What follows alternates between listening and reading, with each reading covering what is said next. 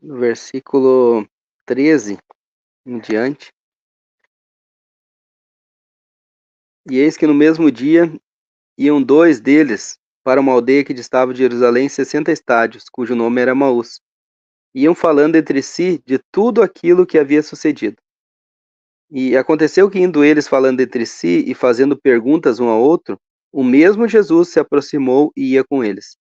Mas os olhos deles estavam como que fechados, para que não conhecessem. Ó o véu. E ele lhes disse: Que palavras são essas que, caminhando, trocais entre vós e por que estáis tristes? E respondendo um cujo nome era Cleopas, disse-lhe: És tu só peregrino em Jerusalém e não sabe as coisas que nela têm sucedido nestes dias? E ele lhes perguntou: Quais? Olha só. Olha o amor do Senhor. Imagina, eles questionam o Senhor: És tu só peregrino em Jerusalém? Tu não sabe as coisas que nela têm acontecido nesses dias?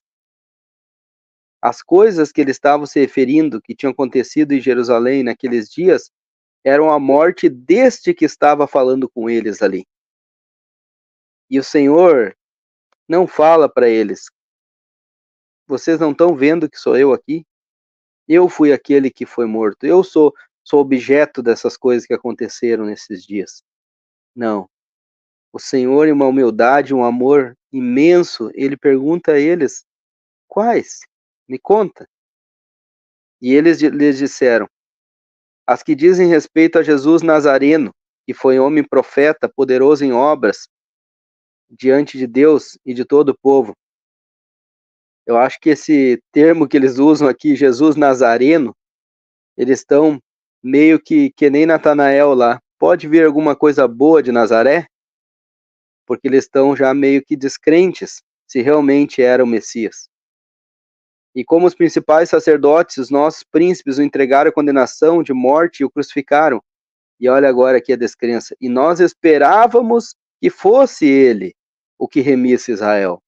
Mas agora, sobre tudo isso, já já hoje o terceiro dia desde que essas coisas aconteceram. É verdade que também algumas mulheres entre nós nos maravilharam, as quais de madrugada foram ao sepulcro, e não achando o seu corpo, voltaram dizendo que também tinham visto uma visão de anjos que dizem que ele vive. E alguns dos que estavam conosco foram ao sepulcro e acharam ser assim como as mulheres haviam dito, porém, a ele não viram. Ainda descrentes, né? Não confiar na mulher, foram lá conferir. Tava tudo como as mulheres falaram, mas não viram o Senhor. E ele lhes disse, o Senhor, né? Fala para eles: honestos e tardos de coração para crer tudo o que os profetas disseram. Porventura não convinha que o Cristo padecesse essas coisas e entrasse na sua glória? E começando por Moisés e por todos os profetas, explicava-lhes o que dele se achava em todas as escrituras. Então eles estavam crendo apenas na primeira parte do que os profetas disseram. Os profetas profetizaram que ele viria como um cordeiro, como Isaías profetizou, mudo perante os seus tosqueadores, não abriria sua boca. Mas também profetizaram que ele voltaria como um leão da tribo de Judá, o Messias, para estabelecer o seu reino. E eles estavam crendo apenas na segunda parte do que os profetas disseram, que ele viesse para remir Israel e estabelecer o seu reino. E esquecendo-se da primeira parte, que ele viria em humilhação, aonde ele iria morrer, padecer numa cruz e morrer. Então eles não estavam crendo em tudo que os profetas disseram, só na segunda parte. E o que acontece é que eles chegaram à aldeia para onde iam, e o Senhor fez como quem ia para mais longe. E eles o constrangeram, dizendo: fica conosco, porque já é tarde, já declinou o dia. E entrou para ficar com eles. E aconteceu que, estando com eles à mesa, tomando pão, abençoou, partiu e lhe deu. Abriram-se-lhes então os olhos e o conheceram, e ele desapareceu-lhes. Interessante o Senhor se revelar a eles no partir do pão. Muito precioso. E disseram um para o outro: porventura não ardia em nós, nosso coração, quando pelo caminho nos falava, e quando nos abria as escrituras? E na mesma hora, levantando-se, tornaram para Jerusalém, e acharam congregados 11, e os que estavam com eles. Ué, mas não estava tarde? Não tinha declinado o dia? Agora que eles viram que era o Senhor, não há mais tempo a perder. Voltam para Jerusalém, de onde o Senhor falou que eles não deveriam sair. E quando eles chegam lá, acham congregado os 11. Ou seja, ir aonde o Senhor está vai nos levar a encontrar pessoas que também estão indo lá à procura dele. E esses nós vamos ter comunhão. Princípio precioso. E os quais diziam: ressuscitou verdadeiramente o Senhor, e já apareceu a Simão. Precioso, né? Essas pessoas que estão onde o Senhor está reconhecem a sua ressurreição. Reconhecem que o Senhor morreu, mas ressuscitou. E está dessa majestade nas alturas. E reconhece a sua morte e a sua ressurreição. Isso é a pregação do Evangelho. Cristo morreu por nossos pecados, segundo as Escrituras, e ressuscitou o terceiro dia, segundo as Escrituras.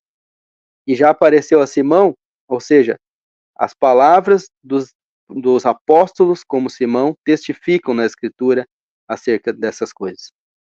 E eles lhes contaram o que lhes acontecera no caminho, como deles fora conhecido no partir do pão. No partir do pão, eles conheceram o Senhor. E falando eles dessas coisas, o mesmo Jesus se apresentou no meio deles e disse-lhes: paz seja convosco. E eles estão espantados, né? Não é para menos, né? E atemorizados, pensando que vinha algum espírito. Mas o que o Senhor diz: por que estáis perturbados? E por que sobem tais pensamentos aos vossos corações? Então esse Senhor, bendito Senhor Jesus Cristo, ele não é só aquele que conhece a cada um, mas ele conhece também os pensamentos de cada um. Ele sabia o que estavam pensando ali. E ele sabe o que cada um de nós está pensando a cada momento. E ele mostra suas mãos, seus pés, provando que é ele mesmo, e pedindo que para apalpar as mãos dele, né? Palpai me vede, pois o espírito não tem carne e ossos, como vede que eu tenho.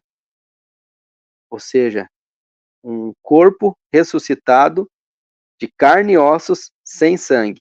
É um corpo glorificado. E dizendo isto, mostrou-lhes as mãos e os pés, e não crendo eles ainda por causa da alegria, estando maravilhados, disse-lhes: tendes aqui alguma coisa que comer? Então eles apresentaram-lhe uma parte, um peixe assado e um favo de mel, que ele tomou e comeu diante deles. E disse-lhes: são essas palavras que vos disse, estando ainda convosco, que convinha que se cumprisse tudo o que de mim estava escrito na lei de Moisés e nos profetas e nos salmos. Ele inclui os salmos agora. Tudo deveria se cumprir, porque os salmos apontavam para o Messias que havia de vir, os sofrimentos e as glórias que haviam de seguir, né? Então, abriu-lhes o entendimento para compreenderem as Escrituras. Nota. No versículo 31, voltando um pouco, abriram-se-lhes então os olhos e o conheceram, e ele desapareceu-lhes. Quando? No partir do pão. A partir do pão, o Senhor abre os olhos para conhecer ele. E no versículo 45, então abriu-lhes o entendimento para compreenderem as Escrituras. Então, primeiro o Senhor abre os olhos para conhecer a ele. Depois ele abre o entendimento para compreender as Escrituras. Muitas pessoas, muitos de nós já erramos nisso, né, no passado, querendo entendimento para compreender as Escrituras, mas sem termos os olhos abertos para conhecer o Senhor primeiro.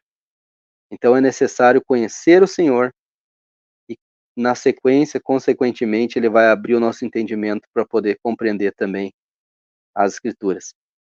E aí ele fala ali, e disse-lhes, assim está escrito, e assim convinha que o Cristo padecesse e ao terceiro dia ressuscitasse dentre os mortos, e em seu nome se pregasse o arrependimento, João Batista, né, pregando arrependimento, e a remissão dos pecados em todas as nações, começando por Jerusalém. E dessas coisas sois vós testemunhas. Até aqui. Então que precioso, né? O Senhor, ele é o objetivo principal de todas as coisas que nós podemos desejar plantar aqui, neste mundo, semear, e que terão frutos na eternidade. Qualquer coisa que a gente fizer aqui nesse mundo que não seja para a glória do Senhor, não vai durar na eternidade. Mas qualquer coisa que for para a glória do Senhor, isso tem peso eterno. Isso dura para sempre, eternamente.